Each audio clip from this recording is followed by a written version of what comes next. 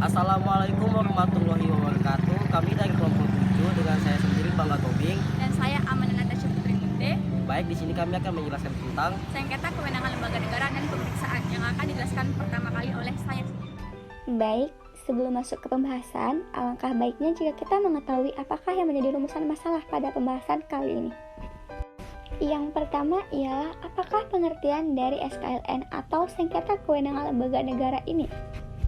Teman-teman, perlu kalian ketahui bahwasannya pengertian dari sengketa kewenangan lembaga negara ini sendiri ialah berarti perbedaan pendapat yang meningkat menjadi persengketaan lembaga negara dan adanya tuntutan dari suatu lembaga negara terhadap lembaga negara yang lain atas kewenangannya yang telah dirugikan atau terganggu. Kemudian, rumusan masalah yang ketiga ialah apa sajakah karakteristik kewenangan konstitusional lembaga negara dalam pelaksanaannya. Langsung saja kita masuk ke pembahasan tentang karakteristik kewenangan konstitusional lembaga negara dalam pelaksanaannya, yaitu ada 4. Yang pertama ialah hak untuk membuat keputusan-keputusan yang berkepastian hukum. Maksudnya di sini ialah bahwa potensi konflik kewenangan lembaga negara sangat mungkin akan timbul dari produk hukum yang ditetapkan oleh suatu lembaga negara yang kemudian mengikat lembaga negara lainnya. Kemudian yang kedua ialah perbedaan pelegitimasian antara kekuasaan dan kewenangan. Di sini bermaksud bahwasannya ada perbedaan antara dasar hukum legitimasi kekuasaan dan dasar hukum legitimasi kewenangan. Contohnya di sini ialah bank sentral.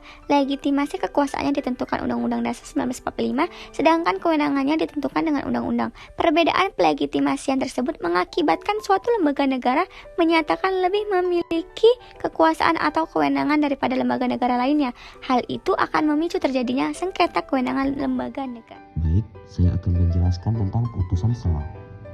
Putusan sela ialah yang menghentikan sementara pelaksanaan kewenangan yang dipersengketakan dapat dijatuhkan apabila terdapat kepentingan hukum yang mendesak dan apabila pokok permohonan dikabulkan dapat menimbulkan akibat hukum yang lebih serius. Lalu, ada pemeriksaan persidangan. Pemeriksaan persidangan oleh perdana hakim bertujuan untuk memeriksa materi permohonan yang diajukan oleh pemohon, mendengarkan keterangan dan tanggapan termohon, memeriksa dan mengesahkan alat bukti tertulis maupun alat bukti lainnya, mendengarkan keterangan pihak-pihak terkait apabila ada atau diperlukan oleh mahkamah, baik pihak terkait yang mempunyai kepentingan langsung maupun kepentingan tidak langsung, mendengarkan keterangan ahli dan saksi baik yang diajukan oleh pemohon maupun oleh termohon. Alat-alat bukti yang dapat diajukan oleh pemohon, termohon, dan pihak terkait langsung dalam SKLN. 1. Surat atau tulisan. 2. Keterangan saksi, ahli, dan para pihak. 3. Alat bukti lainnya berupa informasi yang diucapkan, dikirimkan, diterima, atau disimpan secara elektronik dengan alat optik atau yang serupa. Dan pada kesimpulannya, berdasarkan kewenangan sengketa lembaga negara dalam Undang-Undang Dasar 1945 dijelaskan bahwa di dalam kekuasaan kehakiman terdapat Mahkamah Konstitusi yang diberi kewenangan sesuai dengan pasal 24C. baik, demikianlah penjelasan dari kami.